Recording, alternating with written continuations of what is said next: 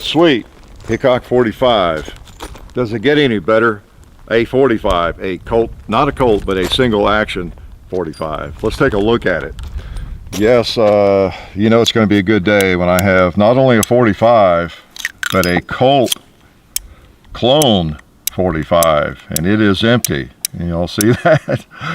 Yes, this is a US Firearms, no longer in business, and which is too bad, because these are beautiful guns and they are beautifully made firearms. Believe me when I tell you that.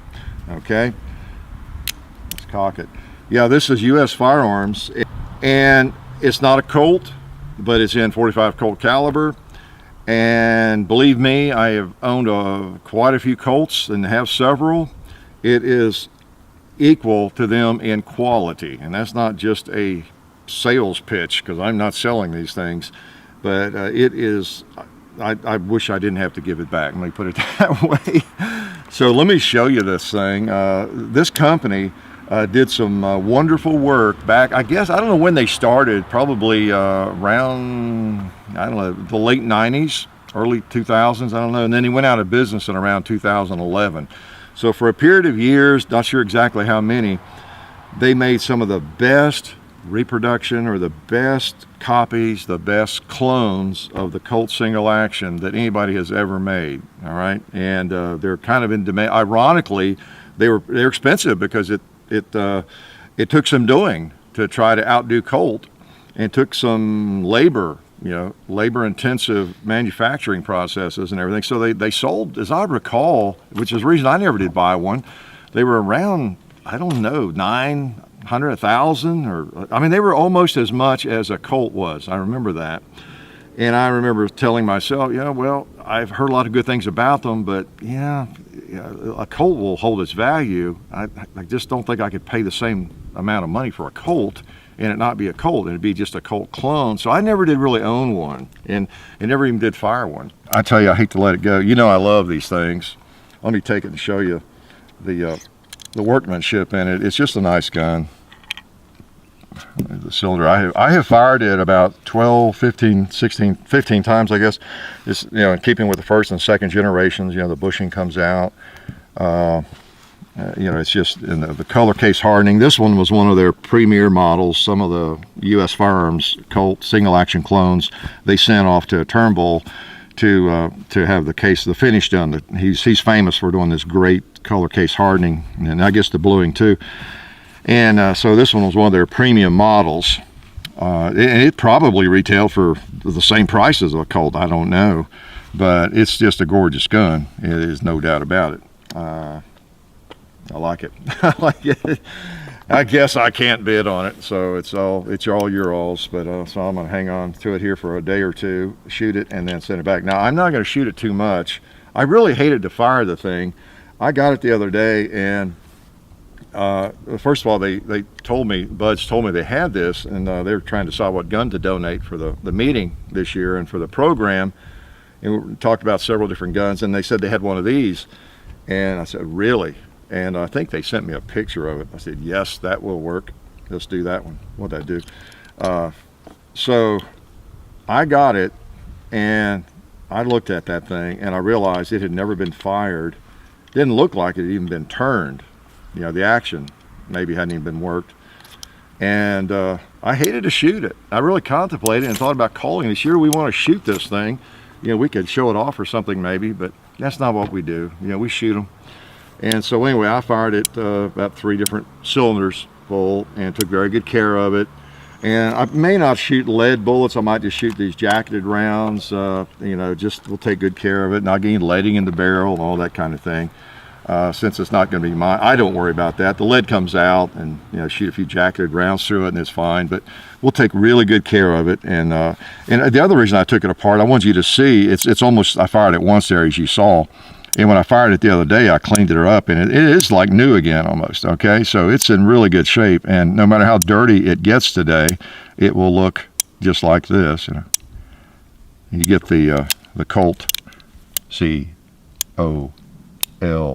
You get the nice 4 clicks, and it just feels great. It's got kind of the second generation thin grips on it there that Colt made and everything. So again, it's a US Firearms, but it's well made. So let's take a couple of shots with it. Now I'll tell you a little bit more about US Firearms that you don't want to know. Okay, got to throw a little history in, folks. History of firearms. And there is some fairly interesting history associated with this company. Obviously with this firearm, there's a lot of that since 1873, right? And I'm wearing my my favorite El Paso rig here. So we loaded 5 and we get a click. Let's put him back in that holster. It's a suede lined holster, so it shouldn't scratch it. Although you do have to be careful. Sorry, you have to be careful too. If you get a gun really dirty, you've been shooting it a lot, I think I always hesitate to put it back in a suede lined holster, any kind of holster, because the grit, you know, and everything, just the friction, you can still, you know, mar the finish if you're worried about that sort of thing. After a while, after I shoot a firearm a while, you get to a point where you don't want to worry about that too much. But since this one is kind of special, we'll take good care of it.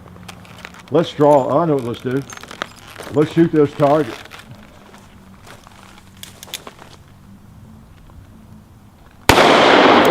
Let's shoot both of them. All right.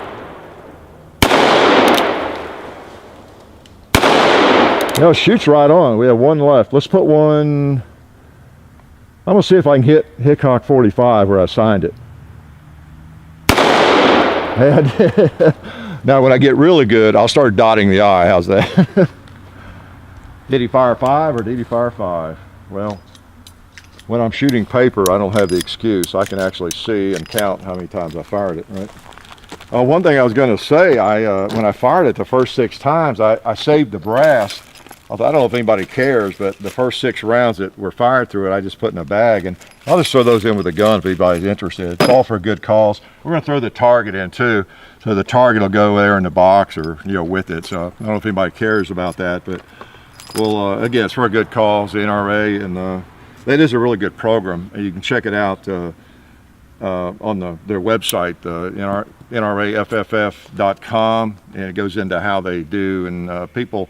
It's kind of set up to where you can donate firearms. You know, maybe someone's passed away, and you can designate how you want the firearms handled and what the money goes to some extent, and all that sort of thing. Just a way to support the NRA and the gun rights. Okay, so you can check that out on your own. It's a good organization, of course. A lot of good that's done there. Now, as we're loading this, US Firearms, like I said, they went out of business in 2011. Now, from all my reading and research, and I remember when I was doing cowboy shooting, contemplating and looking at them and thinking about buying one, but they just seemed kind of expensive. But there were people that shot them and liked them. And, you know, I remember the talk about them at the time, and the reputation was really strong. I just never did have one.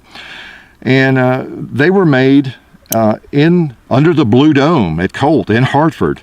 They were actually made, that's where they were manufactured, right where the same Colts were made back in the 1800s and the part of the 1900s. You know, so they're actually made there in the same place. And then since they went out of business, they're probably the last firearms that will ever be made there in the Colt campus, whatever you call it. So they even have that heritage. Not only are they possibly the best Colt clone, they were made right there where the Colts were made. And still are made, you know, I think a different part of the campus or the plant, whatever. I've not been there. I'd like to visit that sometime. And so that's kind of the history. Now, and also, if you study it and read about it, we'll load slowly here. The reason they went out of business, again, they're kind of expensive, and the people that owned it, they tried to do almost too good a job. They tried to make everything there, as I understand, even the screws. Everything but the grips, and it just was a very expensive proposition, and they maintained a really high level of quality control. And you know, it's just tough. Everybody, you know, people who've never been in any kind of business think that everybody in business is getting rich and making a lot of money, and some people think they're even getting ripped off, you know, that kind of thing. About any business you look at, it's very, very competitive, and they were just trying to make a really good gun and putting a lot into it, and that's from my readings what I gleaned. I could be wrong, and they just couldn't continue that. Maybe poor management, you know, business management and all that too, I don't know. But they were trying to do something to be difficult to do. Okay, copy a Colt, quality and everything else, and make it go. So most people, probably like me at the time, if I'm going to pay that much for one of these, even if it is really well made, boy, even if the Colt on the side of it is just a brand, it's still going to have a much better resale value, you know. Now, ironically, these things, because they went out of business and because of that history, you look them up on the auctions and they go for a pretty penny because there's no more of them made. But anyway, a little history there, more than you wanted. Cool gun. We loaded 5, so when we pull the trigger, we're going to get a click, all right? Now we're going to get more than a click. We're going to get some green bug juice. Let's try for some red bug juice. Bug feed, all right? Let's feed the bugs. I wanted to miss just so you would, so you wouldn't get wet. Now there's another pot. And there's another 2-liter. Did he fire 5 or did he fire 4? He fired 5. And you know, while we're doing this, well, when we load, I'll go over that again. You know, why does he load 5? He's on the range. Well, it's a good habit to get into with these older single actions, because if the hammer is down, you know, on a primer, it could actually go off if you touch the primer. We have a video on that where just hitting the primer caused one to go off, hitting the hammer. Okay, so what's that video called? Should you load 5, or why do you load 5, something like that. Okay, so the way to do it is you put it on half cock. If you have one of these old actions, you load the first cylinder or chamber, you skip one, load the next 4. Okay, it's so simple even I can remember how to do it. And when you get those 4 in, you close the latch, you cock it, and it will be on an empty chamber every single time. Okay, all right, we're not going to overshoot it here. Let's now, you might be interested to know, in case you're planning on bidding on it, that it does shoot pretty much right on. I was trying to hold right on those bullseyes, you know, on those paper targets, and so, you know, it's the elevation and windage seem good. And that's not always the case with these, even the Colts or Colt clones, when you got the sights like this. Sometimes they shoot high. Typically they shoot high. Sometimes really high. Oh, let's go bowling.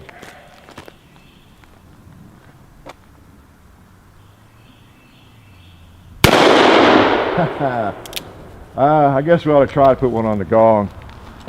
All right. See if this thing will hit the gong, if I can do it. Couldn't see it. Might have gone high. Might have gone low. Might have gone left. I think they're going high because I don't see anything getting stirred up. I'm going to hold her down a little bit. Okay, I brought it way down. If I have another round, I think I can put one on at this time. Oh no, I didn't bring it up enough. Okay, I know where to hold now. All right, that's what you do. One of these days we got to do a video on holding. I've had a lot of questions about that, and that's just as has to do with where I put the sights. So we'll load 5. I was really not going to shoot it another round, but we're going to do it because that gong has got to be rung. So we really appreciate Bud's helping us out with this, and we appreciate their helping the NRA, and we appreciate Federal providing the ammo, as you see here, lots of it. So appreciate all the assistance we get from Federal Premium and Bud's Gun Shop. So, Mr. Gong, you're going down. You're going down. All right.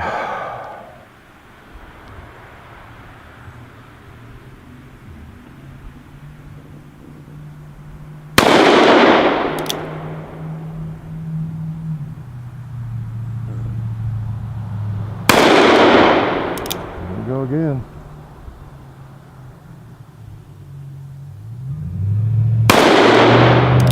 saw that one.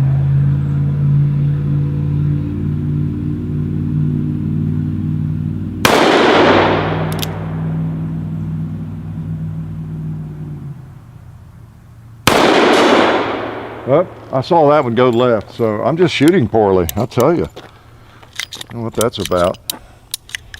It might give me an excuse to shoot just a little bit more though. So this is, look at that color case hardening. Pretty, huh? Beautiful, beautiful firearm. And now the one thing I can't convey to you as well is, you have to take my word for it, I guess, or you don't have to. But I've handled a lot of single actions, and it's not just the looks of it. You can tell from the tooling and looking at it, if you know firearms, that it does look well made, and maybe from how it sounds. But just in cocking the hammer, taking the cylinder in and out, and shooting it, holding it, it has a feel. And anybody who is a Colt aficionado like myself would be proud to own this thing. So, all right, if I don't hit the gong, I'm sorry. I'll just apologize in advance, but I guess I'll have to get two hands on it here, see if that helps me. I saw a couple of those rounds going to the left of it at the proper elevation. I didn't see all the rounds, so I think I know where to hold. Maybe I'm just not as steady today.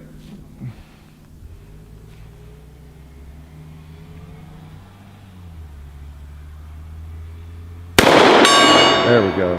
All right, had to hit the gong, and we've got to hit the cowboy. Both of them.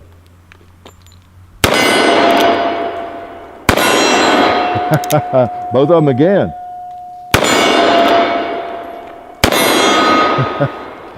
Oh yeah, put the cowboys out of their misery. So, and then again, as I've shown before, when you unload these things, it's not that hard to do. Just get it positioned correctly in your hand, and they'll pop right out. Don't do like the cowboys and a lot of the westerns do, and they wrestle with it and they have trouble getting the cases out. So anyway, cool gun, made under the blue dome at Colt, sacred place. You'll see it at the NRA booth, and maybe we'll see you there. We're going to be at the NRA meeting, and we'll be and you're seeing this probably the week before the meeting, so we will be there, and we'll be back and forth into the NRA booth quite a lot, and probably well, not fondling maybe, but admiring this firearm there. So hope to see you there. If you live anywhere within driving distance or flying distance of Louisville, Kentucky, at the end of May, NRA meeting, you would really enjoy it. Regardless of whether you're a huge NRA supporter, I mean, you would really enjoy that. One of the biggest gun shows on the planet, okay? Short of the SHOT Show, and really, for all practical purposes, it's as good as the SHOT Show, because everybody's there that makes firearms, and you get to fondle them. I've told you this before.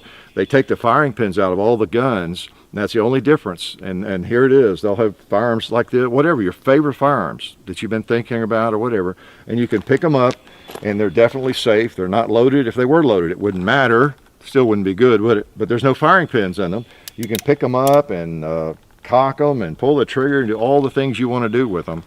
At every single booth, every single firearm, whether it's a Ruger or Winchester, Glock, doesn't matter who it is, Springfield, they want you to come by and handle their firearms.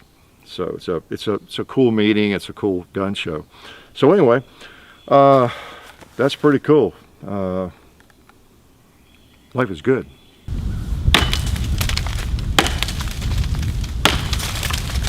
Oh, well, since I'm still here, let me take this moment to thank SDI, the Sonoran Desert Institute, for their support of the channel.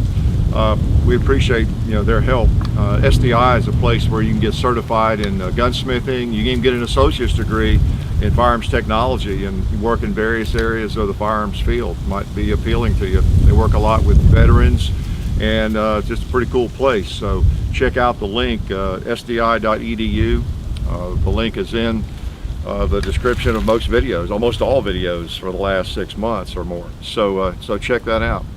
Also, while I have you, since I'm still here, Be sure to check the links in all the descriptions, because we're on Full 30 now also with all the videos, so there's a link in the descriptions to Full 30, as well as of course our sponsors, SDI, budsgunshop.com, Federal Premium. So all the good information is there, as well as keep in mind that on Hickok 45 and Son, we have quite a few videos over there. John's doing the gun culture radio show over there. Check it out if you haven't done that yet. Our Facebook page, the Hickok 45 Facebook, the Hickok 45 and Son Facebook page. That's where we try to stay in touch with you and give you a little extra information. Even post pictures and a little video occasionally, just whatever. Mainly just a way to keep up with you all and provide some more information. We're not really Facebookers, but it's a pretty good system for that, even though most of us are not in love with Facebook, right? So check all that out, and you really had better check it out, because I might just have to come to your house and have a chat with you if you don't. And I expect to have coffee and donuts ready when I get there.